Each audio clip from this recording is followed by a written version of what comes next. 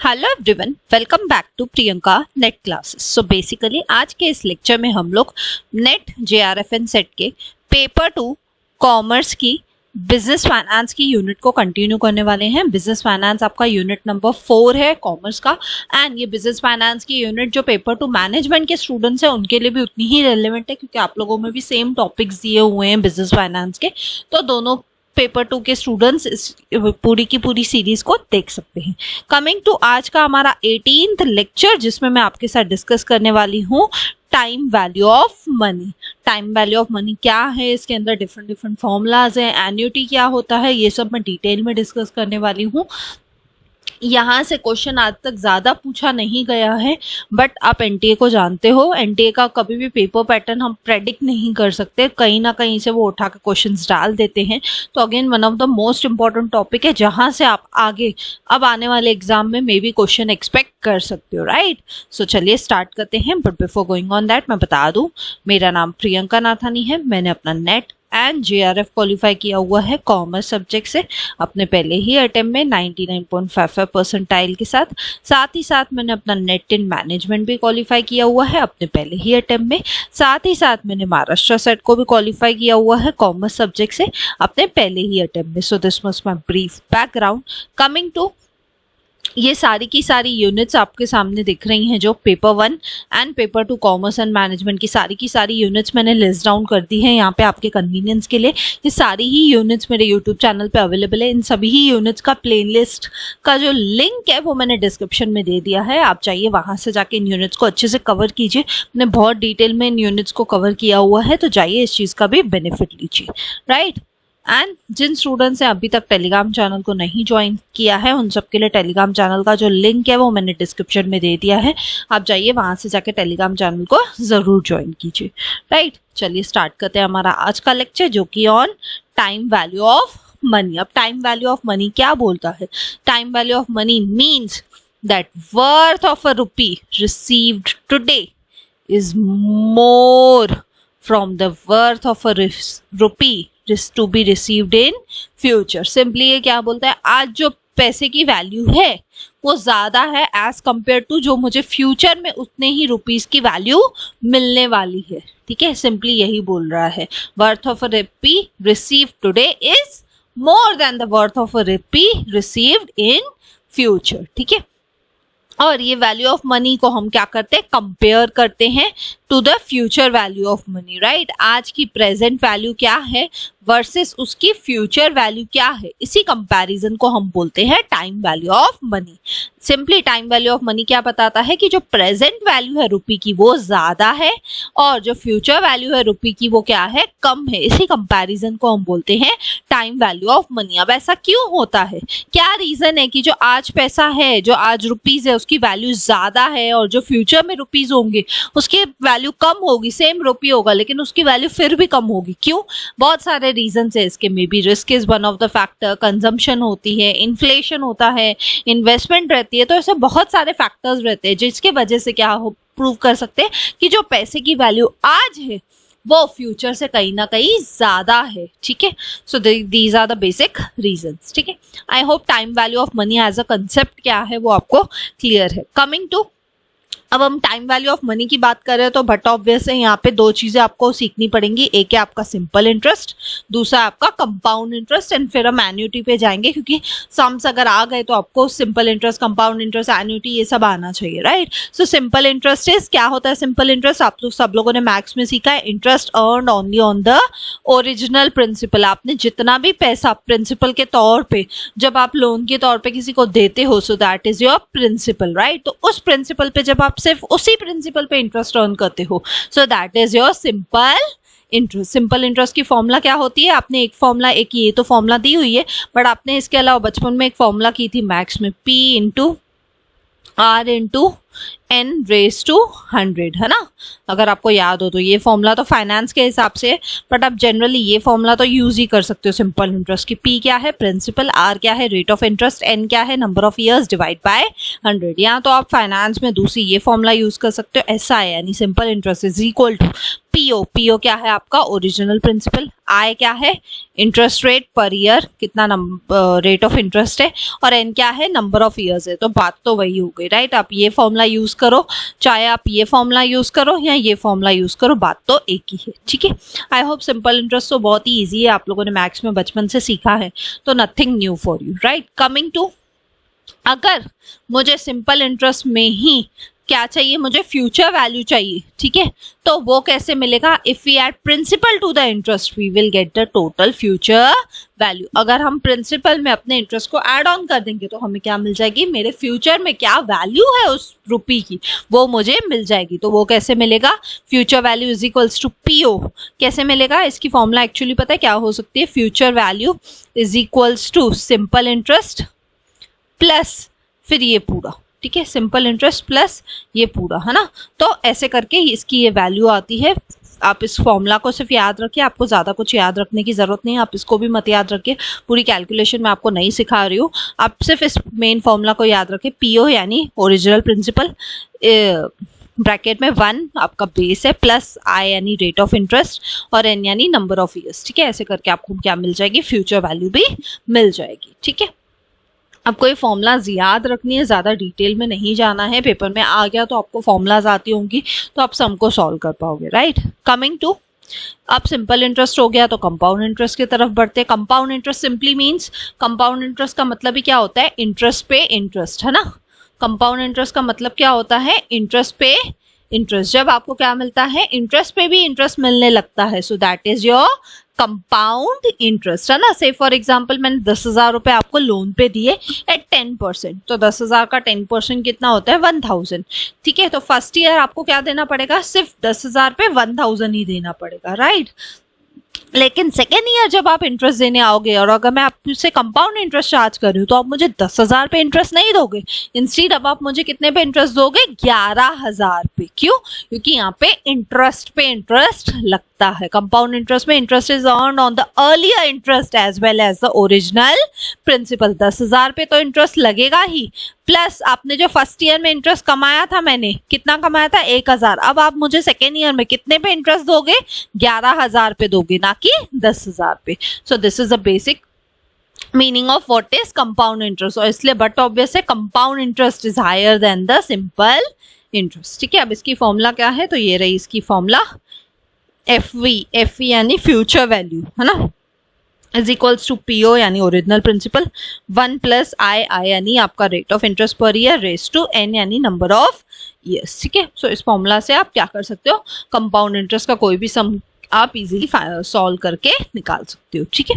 आपको फॉर्मूला सिर्फ याद रखनी है। देखिए business finance as a unit आपको थोड़ी हैवी जाएगी अगर आपको फॉर्मूलाज याद नहीं होंगे तो।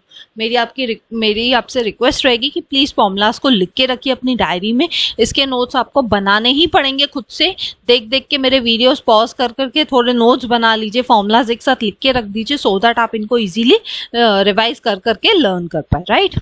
कमिंग टू, अगर कंपाउंड इंटरेस्ट में इंटरेस्ट जो है वो पे किया जाता है अगर m times during the year, m times यानी मंथली पे किया जाता है। सपोज किसी को इंटरेस्ट, किसी को क्वार्टरली, किसी को डेली। अगर इंटरेस्ट पेमेंट पिछला जो हमने देखा था ना, उसमें कंपाउंड इंटरेस्ट कैसे पे किया जा रहा था, पर ईयर, यानी कंपाउंड इंटरेस्ट कैसे पे किया जा रहा था यहाँ पे, एनुअली, है ना, साल में एक बार सिर्फ। लेकिन अभी जो हम देख रहे हैं फॉर्मूला, उसमें क्या है, कंपाउंड इंटरेस्ट पे किया जाएगा may be monthly, may be quarterly, may be daily. तो उस केस में कंपाउंड इंटरेस्ट की फॉर्मूला हो जाएगी ये।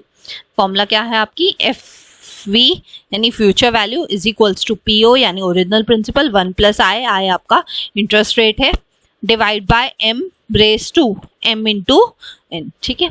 तो इसको आप सॉल्व करेंगे तो आपको इजीली क्या मिल जाएगा, आपको कंपाउंड इंटरेस्ट की वैल्यू मिल जाएगी। यहाँ पे क्या होगा, यहाँ पे I के नीचे डिवाइड में होगा M, डिवाइड M ऐसे लिख सकते हो आप, स्लैश ऐसे ना लिख के आप डिवाइड बाय M ऐसे लिख सकते हो, ठीक है। आपकी मर्जी, आप ऐसे लिखो, लेकिन सॉल्व तो ऐसे ही होना है, ठीक है। आई होप ये भी फॉर्मूला आपको अच्छे से क्लियर है। Coming to effective rate of interest.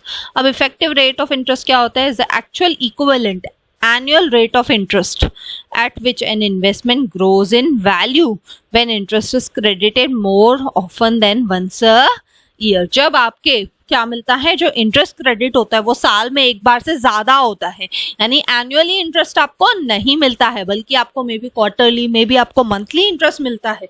तो उस केस में आप क्या कर सकते हो? इफेक्टिव रेट ऑफ इंटरेस्ट निकाल सकते हो। और उसकी फॉर्मूला क्या है? इफेक्टिव रेट ऑफ इंटरेस्ट यानी EI। Effective rate of interest को कैसे डिनोट करते हैं? EI is equals to 1 plus I, ठीक है, रेस टू M, ठीक है, 1 plus I raise to M और M पावर में फिर -1। ये है आपकी इफेक्टिव रेट ऑफ इंटरेस्ट की formula. Effective rate of interest की फॉर्मूला क्या है? 1 plus I raise to M -1 और ऊपर भी M में भी पावर है, ठीक है। ये आप कैसे लिखेंगे? सॉरी, ये मैंने गलत लिख दिया। EI is equals to effective rate of interest is equals to 1 plus I raise to M फिर M -1। दोनों में मैंने गलत क्या कर दिया था? मैंने पूरे को डाल दिया था, लेकिन ये M सिर्फ कैसे डिवाइड होगा? ये M सिर्फ I से डिवाइड होगा, ठीक है। M क्या है? नंबर ऑफ टाइम्स, कितने नंबर ऑफ टाइम्स आपको पेमेंट हो रही है, क्वार्टरली हो रही है, मंथली हो रही है, कैसी हो रही है, वो है आपका M, ठीक है। I आपका इंटरेस्ट रेट है और EI तो आपका इफेक्टिव इंटरेस्ट रेट है, ठीक है। आई होप ये फॉर्मूला क्लियर है। Coming to present value. Present value क्या है?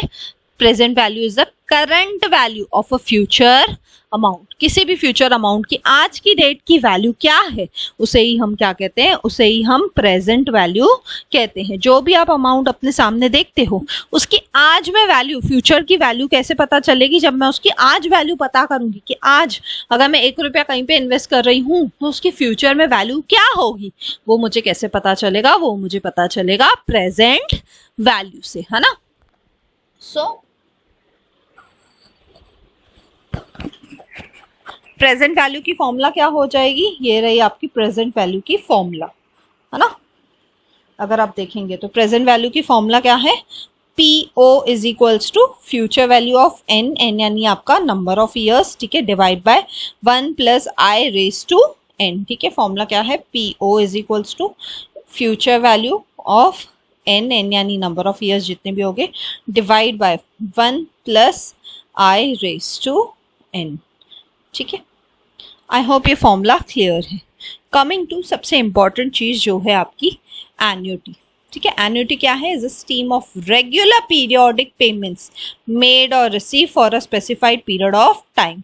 सिंपली क्या है? जो रेगुलर पेमेंट आ रही है आपको, या रेगुलर जो भी आप पीरियोडिक पेमेंट्स पे करते हो, या तो आप पीरियोडिक पेमेंट्स रिसीव करते हो, उसे ही हम क्या कहते हैं? उसे ही हम एन्युटी कहते हैं।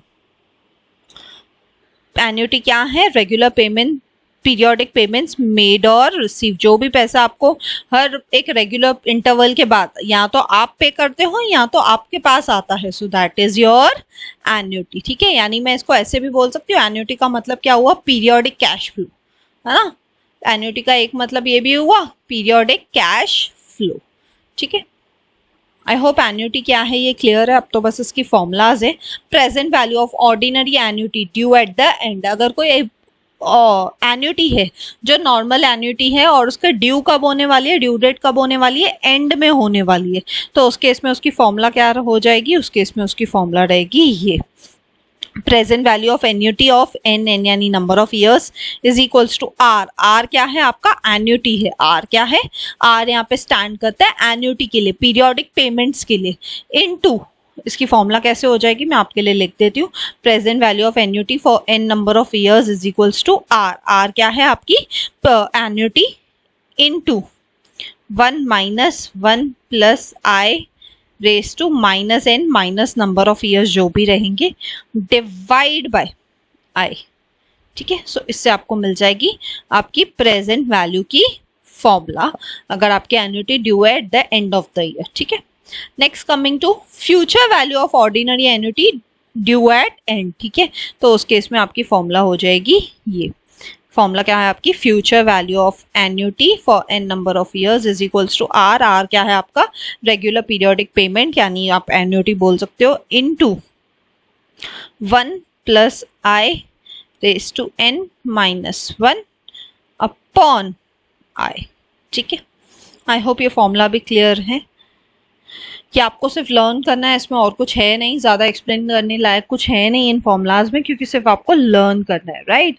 अब नेक्स्ट क्या है, नेक्स्ट है आपका present value of an annuity due at the beginning. तो उसकी फॉर्मूला क्या है, present value of annuity due at the beginning is equals to R plus R. R plus R यानी आपका जो एन्युटी है वो, फिर ब्रैकेट में 1 माइनस 1 प्लस आई, ठीक है, raise to minus n minus 1, ठीक है, डिवाइड बाय आई, और यहाँ पे ये पूरा का पूरा ब्रैकेट पूरे को है। ठीक है, आई होप ये भी फॉर्मूला क्लियर है।